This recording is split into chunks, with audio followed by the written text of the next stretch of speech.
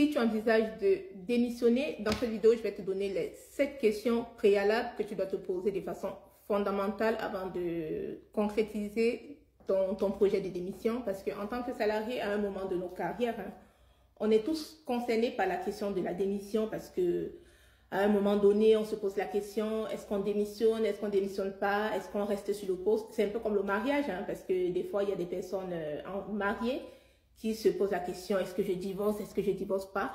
Donc, je te laisse écouter cette vidéo jusqu'à la fin où je vais te donner les questions fondamentales à te poser. C'est en quelque sorte des équations à laquelle tu dois trouver des réponses avant de concrétiser ton projet de démission. Donc, la première question que tu dois te poser, si tu envisages de démissionner, c'est comment est-ce que tu vas vivre après ta démission? Parce que c'est bien beau de démissionner. Hein. Moi, la première, sur les 5 dernières années, j'ai démissionné, je crois, 2 fois. Mais j'ai su me poser les bonnes questions. C'est pourquoi aujourd'hui, je suis toujours en poste, hein, en CDI. Donc, tu dois te poser la question de savoir quelles seront les conséquences financières de ta démission. Est-ce que tu as un plan B? C'est la première question. En fait, tu démissionnes, oui, mais après ta démission, comment tu fais? Est-ce que tu as un plan B? Comment tu vas t'occuper après ta démission? Donc ça, c'est une des questions essentielles. C'est même la première question d'ailleurs que tu dois te poser si tu envisages de démissionner. La deuxième question que tu dois te poser, si tu envisages de démissionner, est-ce que ton motif de démission est un motif légitime qui t'ouvre droit aux allocations chômage?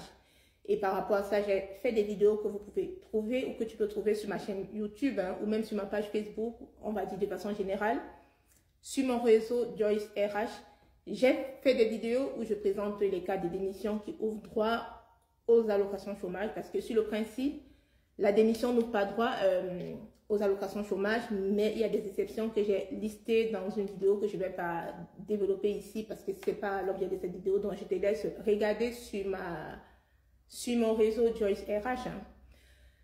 La troisième question que tu dois te poser, si tu envisages de démissionner, c'est est-ce qu'une rupture conventionnelle ne serait pas préférable à la démission? Parce que, comme je viens de le dire, la démission n'ouvre pas droit aux allocations chômage. Donc, si vous démissionnez, vous perdez vos droits aux allocations chômage. Donc, du coup, à la place de la démission, vous pouvez, pourquoi pas, envisager une rupture conventionnelle si c'est possible. Après, ce n'est pas toutes les entreprises qui sont ouvertes aux ruptures conventionnelles parce que la rupture conventionnelle, c'est une rupture du contrat de travail, autant pour moi, à l'amiable qui va vous ouvrir droit déjà par la suite aux allocations chômage comme je l'ai dit et éventuellement, enfin pas éventuellement et certainement à une indemnité de départ, une indemnité appelée indemnité de rupture conventionnelle. Donc si l'entreprise est ouverte à la rupture conventionnelle, pourquoi pas faire une rupture conventionnelle que de démissionner? Si c'est possible, c'est à voir. La quatrième question que tu dois te poser si tu envisages de démissionner, c'est de savoir est-ce que tu as des propositions d'emploi sérieux sur la main? Est-ce que tu as une promesse d'embauche? Hein? Parce que après, c'est bien beau de vouloir démissionner, mais bon.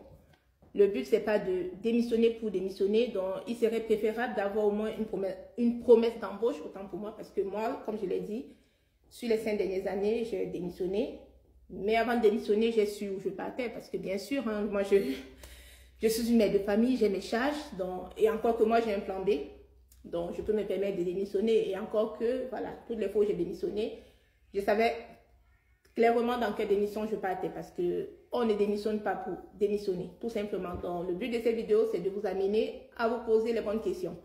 La cinquième des questions que tu dois te poser, est-ce que la raison pour laquelle tu envisages de démissionner ne peut pas être résolue en interne? Parce que des fois, si on démissionne, c'est pour plusieurs raisons. Ça peut être parce qu'on estime qu'on n'est pas suffisamment payé. Pourquoi pas essayer de négocier à nouveau son salaire si c'est possible. Et là, j'ai fait des vidéos là-dessus. Pourquoi pas, si c'est un problème de surcharge de travail, pourquoi pas essayer de discuter avec votre manager. Donc, essayez, voilà, parce que quand on démissionne, je le dis toujours, on sait ce qu'on quitte, mais on ne sait pas où on va. Donc, il faut se poser les bonnes questions et puis il faut voir si la résolution de ces problèmes en interne est possible. Voilà.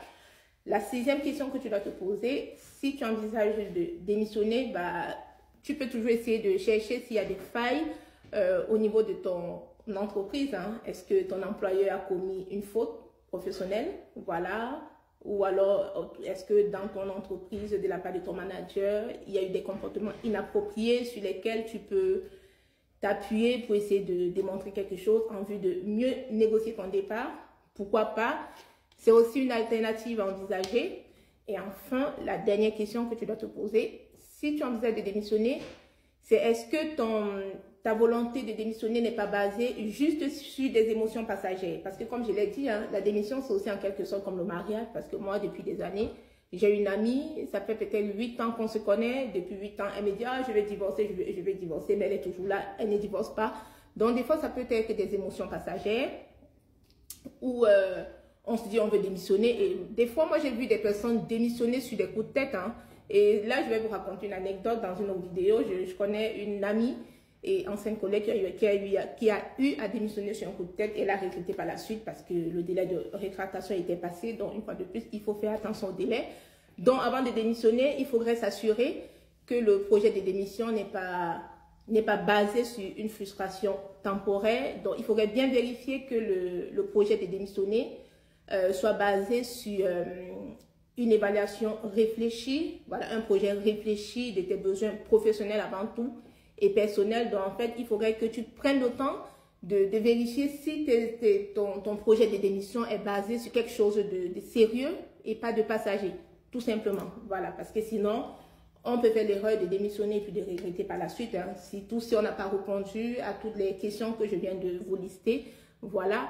Avant de démissionner, il faut se poser les bonnes questions parce qu'à un moment donné de sa carrière, la démission, parce que moi j'ai fait une vidéo où j'expliquais comment mieux poser sa démission, comment réussir même sa démission.